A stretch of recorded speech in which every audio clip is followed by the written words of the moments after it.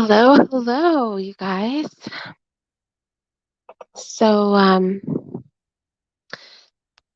you guys know that I read everybody's comments, okay? I'm sure I'm not perfect. There's probably some comments that I miss, but for the most part, if you leave a comment on my page, I will not only read your comment, I will often respond to your comment if I have something to say. I'm not going to just be talking to be talking, but if I have something to say, I will respond to your comment. Hi, I'm glad you caught 2 days, 2 days, two lives in 2 days too. Um, but I do pay attention to dissenting comments. So I always appreciate comments where we agree, but I also really appreciate comments where we disagree. And so there were a couple of comments that were along the same line that made me feel like, I think we really need to have a conversation. And one of those comments asked me, why would I teach that history? Specifically speaking of Dred Scott, why would I teach that history? Why would I bring up something if, the amendments have been passed to make us citizens? Another comment was, kind of insinuating that I vilify. And this comment was made by somebody who's been subscribed to my channel, I'm sure for years. I don't know how many years, but at least 3, possibly 4. And so he was saying, well, why would I'm not going to vilify Dred Scott and this and that. And he thought I was misinterpreting Dred's thought process and stuff like that. So I thought this is really interesting, and I want to have a conversation with you guys, okay? And this conversation is surrounded about why I delve into historical documents and I tie the mindsets of people into modern day. All right. I want to be clear. We can love our ancestors, right? We don't have to be ashamed of our ancestry, and we can love our ancestors while keeping it real. We got to be able to do both. We have to be able to love our ancestors. I'm speaking to Black people whose ancestors were slaves, okay, in this country or any other. We need to be able to love them and then also keep it real about their mindset. In the same way that I can say, I wouldn't look at a person's white skin and say they were bad, but I don't really trust a white person who is in denial about their culture, who's in denial about the mindsets that allow the barbarianism that their people engaged in every corner of the earth. I wouldn't trust a white person who didn't feel comfortable being honest about that. I just wouldn't. I'd be looking at you like, you know what? Now, you know, and I know that your people are barbaric. You know, and I know that your people have and continue to bust all the wrong moves. In that same way that we're willing to bring white people to task and we would be incensed and we would never understand if a white person tried to deny things that are clearly obvious. In that same way, right? But I would never tell a white person, oh, be ashamed to be white. Or why are you vilifying your ancestors? No, if your ancestors were in the wrong, if your culture is in the wrong, if Greece and Rome were filled with homosexuals and that caused them to fall, if your hatred of women and murder, like literally murdering your children and sacrificing them to gods, if that is not horrible and you're not willing to recognize it, well then you run the risk of behaving just like them. And if I say that about white people, Black people understand that, right? We're not sitting around here trying to cape for any weird stuff that white people engage in. We're not about to do it, okay? In that same way, I call us to look at our ancestors' behavior too. Somebody said to me on my Dred Scott video, look, we can't get into the mentality of a slave. A lot of those people were born into slavery. They knew nothing but slavery. So why a slave would go into a free state with his wife and children, right? And not leave when the law is on his side, all you have to do is leave. Because technically, you're free once you enter the state. But so many masters took their slaves into free states, and it was normal for the slaves to not leave. He said, you can't compare it. And my response to him was, look, family, then how do you explain the slaves that were first generation slaves? Because it was deep into slavery, you guys. It was generations of slaves that were brought fresh from Africa. They did not cut off the transatlantic slave trade in the first 50 or 100 years. Okay? At some point, at some point in America, white people were literally breeding slaves throughout all of the Midwest and the South. Okay. You had a lot of breeding farms where literally they would just have slaves having sex with each other for the purpose of breeding them. But that was later in the conversation of slavery. You constantly had fresh African blood being infused into the slave population. Constantly.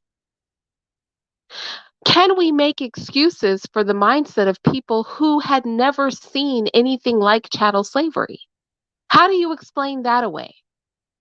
My argument is that those individuals were weak minded and passive, and that they passed on their weakness and their passivity to their children, and that we share that same weak mindset today as Black people. And you guys don't have to like me for saying it, but it just is what it is. And if you want to debate me, and if you want to disagree with me about the weakness and passivity of Black people, then you explain for me why in every encounter Blacks have had with Europeans, except for places like Ethiopia, which blood integrated if they weren't dominated, and are fiscally dominated today, why every encounter ended up in our domination. Why is Africa in the hands and control, either fiscally or physically, by white people?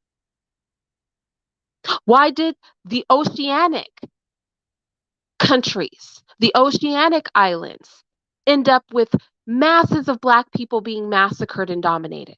This didn't just happen in America. It's not because I want to vilify Dred Scott. I don't read slave narrative. You guys know I read a lot of historical documents on this channel.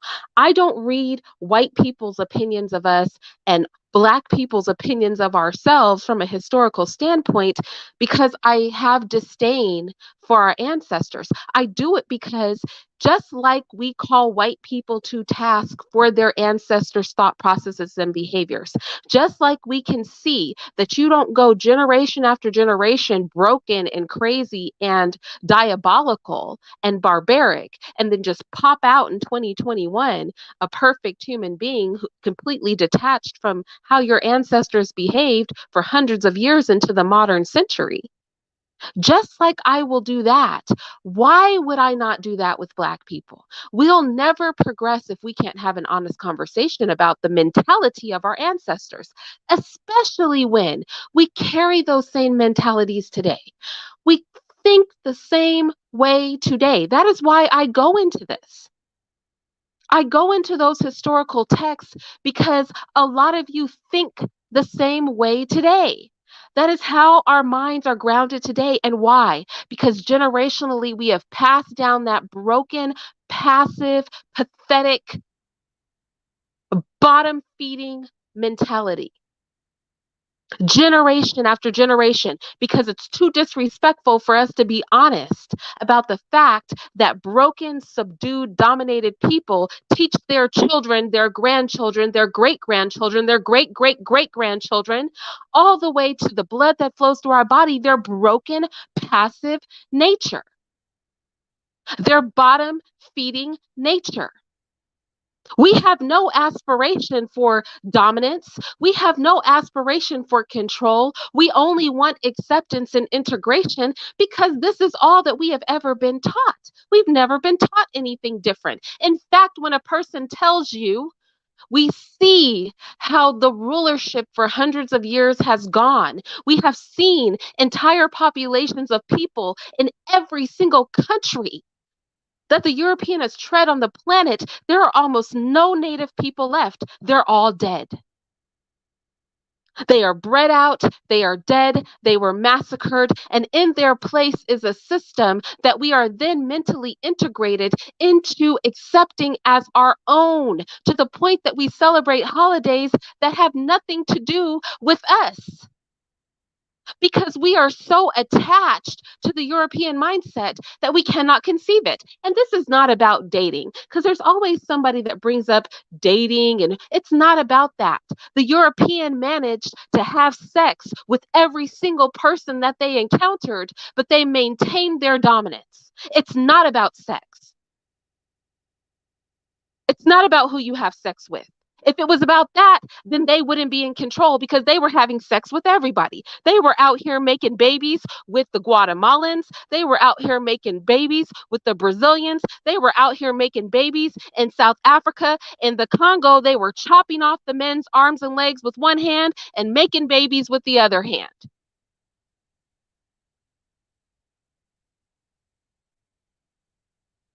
When they completely wiped out the Tasmanians, they were having sex with Tasmanian women and then killing every black Tasmanian in the same breath. And now there are none of them left. This is beyond sex. This is about your mentality. Because even in having sex, our mentality is so degraded, we can't even weaponize sex. The European was like, I will have sex with you and annihilate you in the same breath. It's all the same to me. We have sex and we become self annihilatory. The European could take a wife of any group of people they were dominating and never shake a spot about their own domination. Never so much as never so much as flinched about their own domination. They would tell their mixed children that whiteness was better and then encourage. You had actual countries where the legal policy of the land, the law of the land, was that mixed children were to breed white. They would create a mixed child and then teach them white superiority. So this is not about sex. It's about the mentality, the degraded mentality of our people. If I can't speak about historical, look, you hear it from their own mouths. This is why I go into historical commentary. Because if I come up here and I tell you that our ancestors' minds were twisted, y'all are going to argue with me. My purpose in bringing up the historical commentary of our people and the observations that white people have made about the passivity, the self-hatred of our people, if I bring a thing that comes and says the height of the black man wanting a white woman is not to annihilate the white race, but it is because it is the pinnacle of their aspiration. And then I have YouTube full of black men that are talking about how white women are better. My point in bringing the historical narrative forth is not to bash black men, but to say, think about this. Your mentality has been clocked for hundreds of years. If I speak about the weaponization of black women and the harm caused to black women being used as a way to prove to black men that they are no competition for white men, the narrative is not brought forth to shame a black woman or a black man. I bring the narrative forth because do you think this has disappeared? Do you think because it is more covert, it does not exist? Do you think that us pretending that our ancestors were simply victims, which is how white people treat it? White people treat our history as black people as though our ancestors were simply victims. And thank you, Samson Keller. I appreciate that Cash App.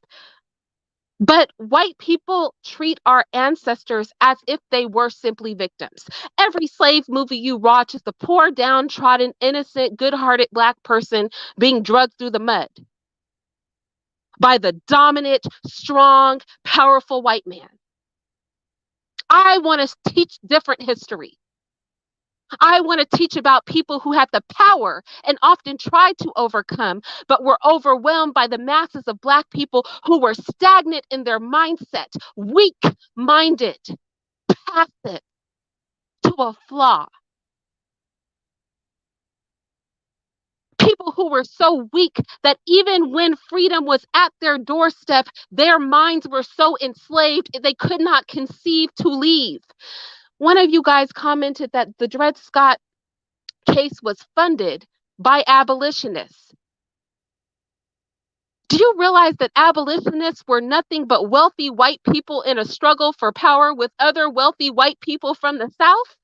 We look at the abolitionist movement the way it was taught to us in Eurocentric schools.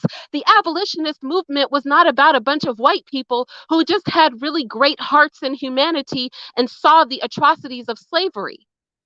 Anytime you see a movement with that much money behind it, you know it's not about Black people. I think Black Lives Matter is an excellent example of using dead Black bodies, using the loss of Black life to push an agenda that is not Black focused. And the abolitionist movement during slavery was no different. Yes, it was abolitionists that funded that case with Dred Scott. They used this man who wasn't even strong enough to take his family into freedom when he lived years in a state where the law would have backed his freedom. They used him as a tool to set cases and precedents for their ultimate goal which was to abolish Southern state sovereignty and control because all the money in America was concentrated in the South. The abolitionist movement was not about white benevolence. It was not. I don't delve into these cases because I have a problem with Dred Scott. It's not to disrespect Dred Scott. It's not to disrespect our ancestors. I don't pull historical narratives and read through them and talk to you and let you listen to the words of our ancestors and of the people who dominated them so that I can drag Black ancestry. I do it because a lot of those mentalities exist today. There are many Black people today who literally somebody said, I'm not a slave. Are you saying nothing has improved? Of course, things have improved. I mean, we were literally in chains. Our ancestors were in chains. They were beaten, tied to trees. Their women were raped at will. Their babies' heads were bashed in. They were used for medical experimentation openly. Of course, things have improved. But honestly, if you're using the worst possible treatment a human being could ever suffer through as your barometer for how we're doing today, then your mindset is off. Just because I treat you the worst I possibly can and your treatment is so much better now doesn't mean that it's right. Doesn't mean that your current treatment is equal or right, and it does not mean that we can build on this trash foundation. I'm just trying to get you guys to see that foundationally this is trash. But you don't recognize that it's trash because so many of our minds are literally the same sort of mindsets that slaves had. We have the same mindset. We think the same. We literally think the same.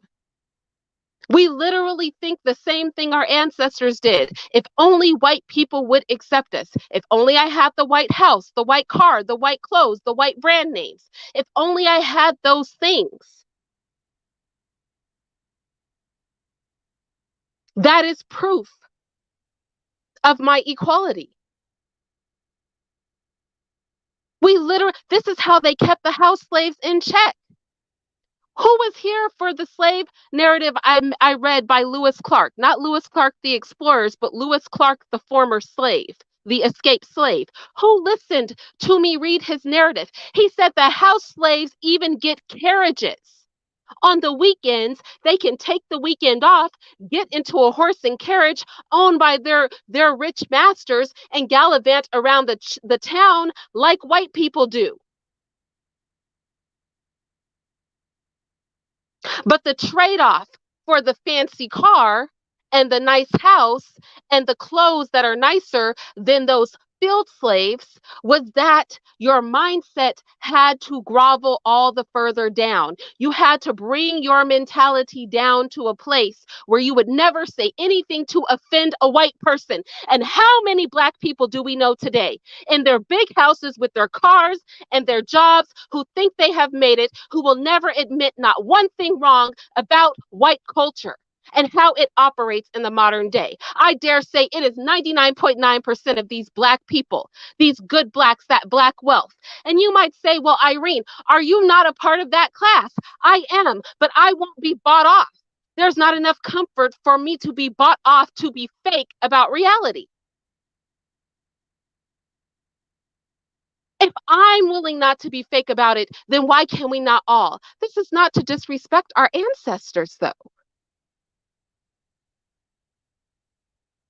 This is not to disrespect our ancestors, though. Don't ever misunderstand me. This is not to make anybody look bad. It's because if we don't look ourselves in the mirror, our children will behave exactly like we do, exactly like our great grandparents did, exactly like our great great great great great great great great great grandparents did. Exactly the same. They will be the same weakness that we see in every Black population on this planet.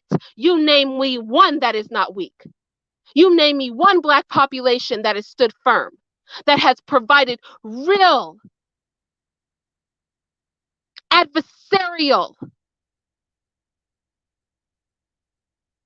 brutality against those who would oppress them. You name me one population on this planet. I dare you. Name one. One.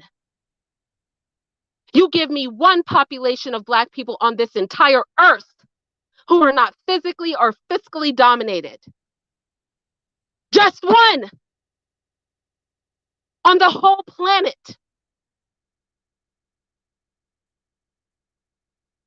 How does this not enrage you?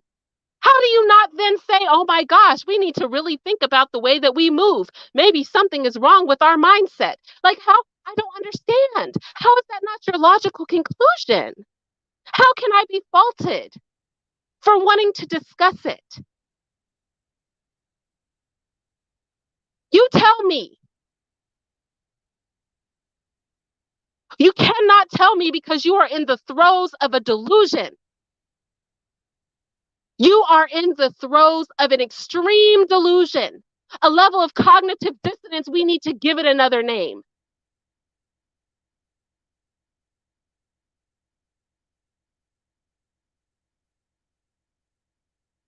There is no reason that we are dominated in every corner of the earth if there is not something very wrong with the way we operate as a people. And I don't say that because I don't love Black people. I say that because I love you. And being delusional is not going to help. We're always running back talking about Egypt.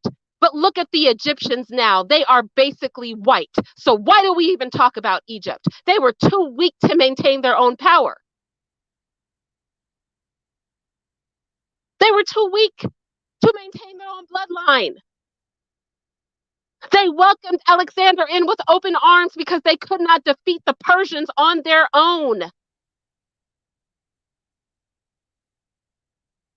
I just want to know of one. Give me one Black population on this planet who is not under financial or physical subjugation. Just one. And then we can talk about the validity or lack thereof of the commentary I do on this channel.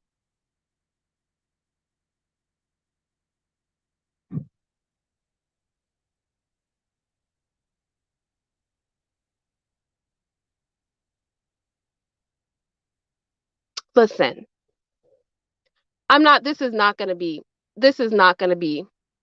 an ultra long video. I'm literally about to get off of here.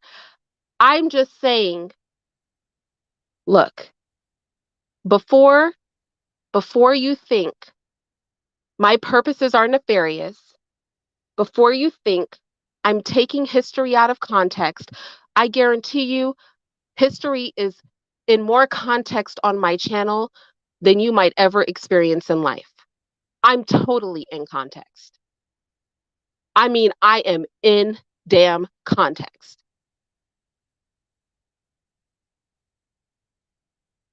Your minds are out of context. So many of us, our minds are out of context that we cannot even conceive logic. I just marinate on it. For those for those who had for those who had a dissenting opinion, no, Razi, Egypt wasn't mixed from the beginning. But you're making my point. Egypt started out black, and look at it now. That's my point. This is the story of the history of our people on the planet. And the question is why?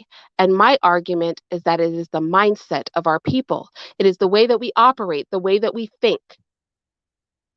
And we have passed on a broken mindset generationally to the point that we are beyond conceptualizing different behavior. And in fact, we vilify people who push back against our collective thinking.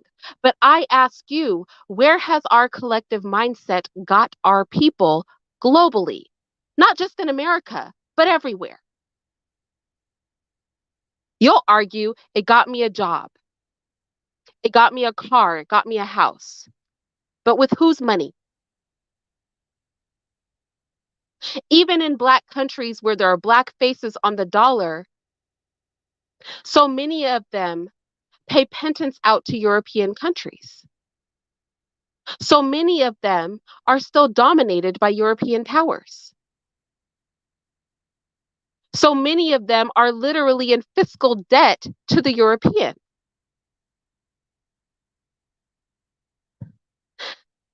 Somebody pointed out to me, shout out to him, that the name of the white woman in the Dred Scott case, the woman who owned him, that her name was Irene. And I said to him, well, you're just proving my point because you have a white name and I have a white name. You're proving my point. You're not making any point but my point. You have a white name and I have a white name. There are horrible white people with my name and horrible white people with your name because our parents both chose to give us white names. So, what is your point? You're making my point. We have to try to have honest conversations with each other without offense. My goal, even though I'm not politically correct, the goal is not to be offensive. I don't make content. You know how some people make content and the goal of their content is to be offensive because people like to see controversial things? The goal of my content is not to be offensive to attract people who like to see controversial things. The goal of my content is to provoke you to think, to provoke us to have conversations, to provoke us to look at things in a different way, to provoke a thought process in myself and in you, and vice versa, when you guys respond to me, for us to provoke each other to be different, to think differently, to approach life differently, to speak to our children and our friends differently about these topics, because it is that collective mindset that we pass on to each other. So if we change our mindset, we will change our destiny. But if we insist on acting like all Black people did was be a victim, and there's no self accountability in anything that has occurred historically throughout the entire planet to Black people. It's no fault of our own, it's no weakness in us, it's no screwed up ideology. None of that. The consistency with which we're dominated has nothing to do with us. Well, I wonder where that's going to go. In fact, it literally depends on white people to completely change themselves because there's literally nothing Black people can do. It is the height of the worship of whiteness.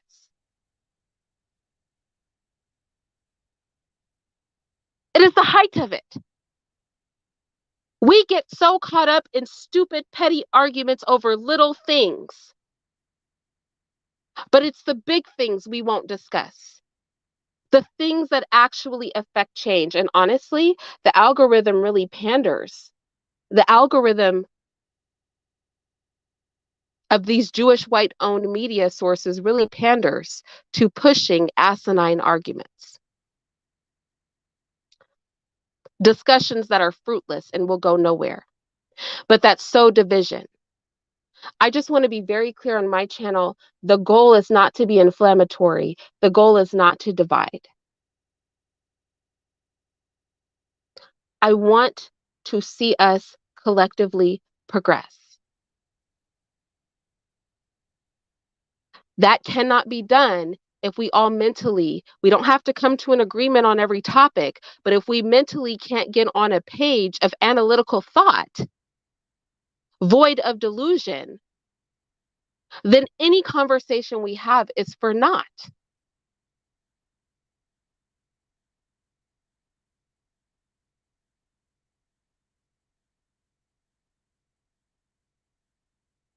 It is for naught. And with that, I'm gonna leave it here. I feel like I don't want to drag totally into this. I'm gonna say this though. In the same way, we have the expectation that white people recognize the atrocities and the broken mindsets in their culture and correct them. We should, as Black people, have the same expectation of each other. That we look at mindsets and broken backward culture in the Black community and correct it. It's a two-edged sword. The thing is, we never want to point any part of it at ourselves. The biggest factor in the so-called oppression of Black people is us. I stand by that, and I don't think anybody can disprove it. And that is why we are consistently dominated globally. You know what they say? What is the factor that exists in all those situations? How is the same blueprint used over and over again? There's something about the way we operate. There is something about the way that we operate. There is something about the way that we operate that nobody wants to stare in the mirror, and it must change. And I stand by that. And if you don't want to hear that repeated in every possible way, my channel is the wrong channel for you. Because honestly, that's all I talk about.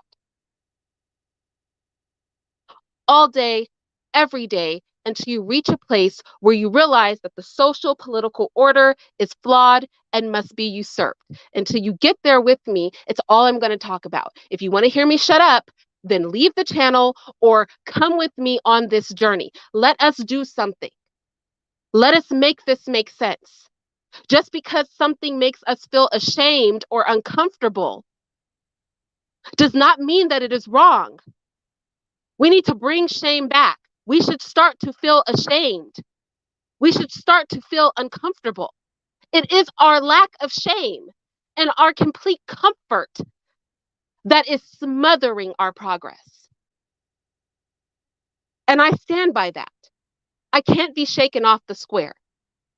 But like I said, feel free for those who have a dissenting opinion to come down and tell me why I am wrong. Tell me where I've misinterpreted something, how I got it all backwards. And then we can talk and exchange opinions. As long as we have the understanding that conformity of my mind is not going to happen because I've already thought the way that you think.